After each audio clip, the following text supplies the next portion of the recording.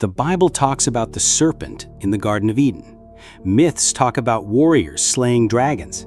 Hindu philosophy talks about Kundalini, a serpent energy waiting to be awakened. In some cultures, the serpent was feared. In others, it was honored. But in all of them, the message was the same. This force inside you can either be dangerous if uncontrolled, or life-changing if mastered. I found one of the clearest explanations of this in a book called The Coiled Serpent by C.J. von Vielt. This isn't some random internet blog. This book is a full breakdown of what this energy really is, why conserving it matters, and how it can be transformed into mental strength, spiritual awareness, and physical power. It's basically the deeper philosophy behind semen retention and nofap.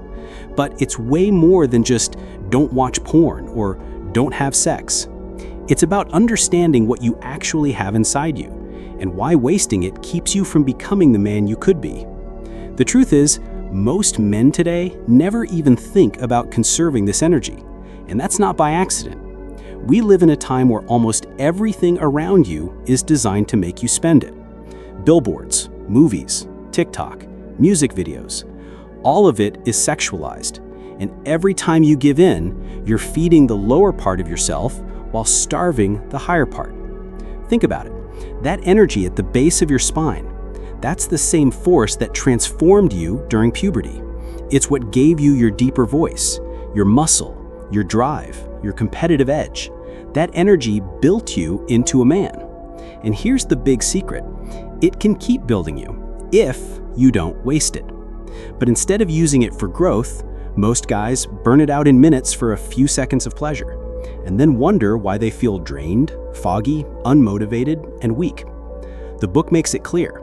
If you want to grow, physically, mentally, and spiritually, you have to control this energy. Passion has to be conquered. Lust has to be redirected. And any sexual energy not used to creating life needs to be transmuted, meaning turned into something higher. Let's make that simple. Imagine you've got a fire.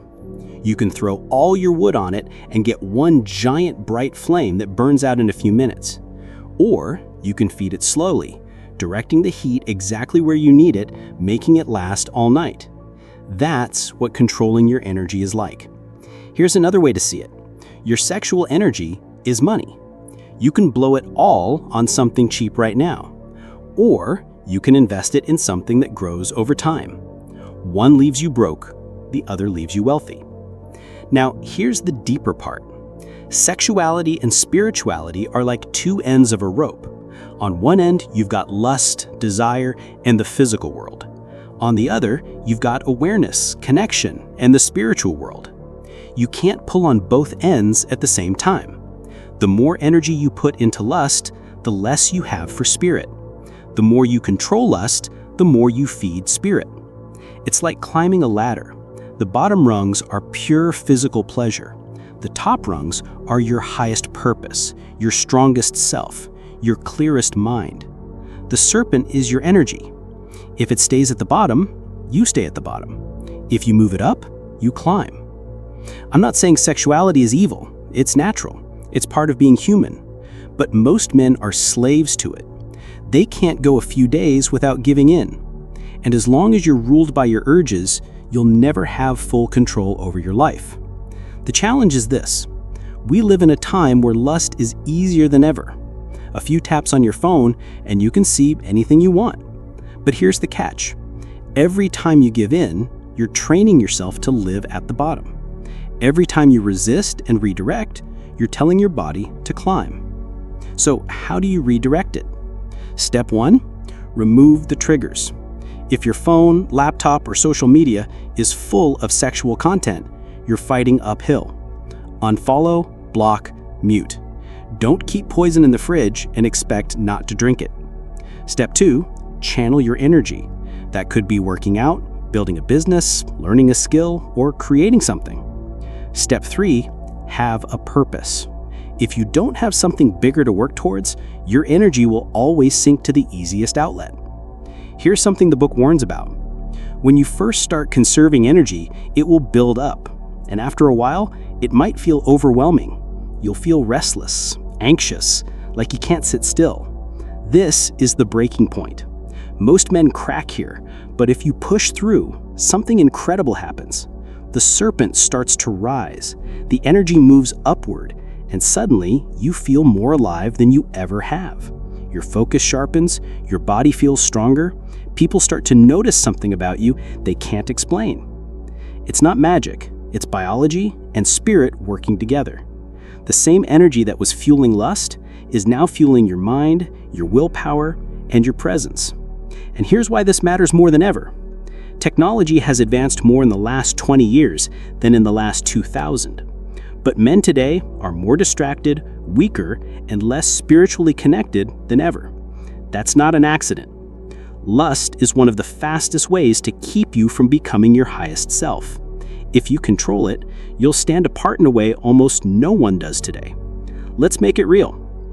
Picture two men, same age, same potential, same energy to start with.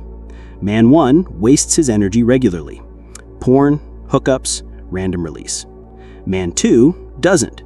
He channels that energy into training, creating, and building. After a week, they look the same. After a month, man two is sharper and more disciplined. After a year, he's living on a whole different level. The difference isn't luck, it's where they put their energy. Even short streaks of retention show you the power. More drive, better mood, more confidence. Now imagine stacking that for months or years. That's why ancient cultures treated this energy like sacred treasure. This is also why old spiritual systems warned about lust. It wasn't about shame, it was about power. They knew lust pulls you down.